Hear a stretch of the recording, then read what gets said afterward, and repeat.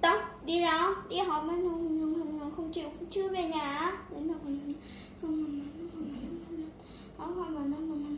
cái đôi đó đồng bằng gần đó ấy là nam thanh không vâng không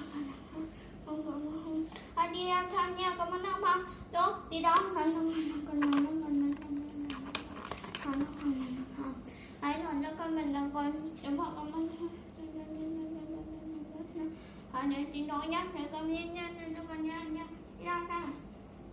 bãi đâu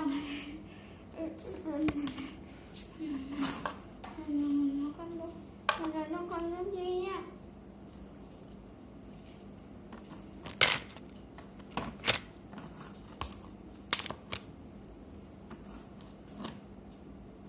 bãi à đến nữa con tội đi học về đó mà con anh tội đi học kia mà con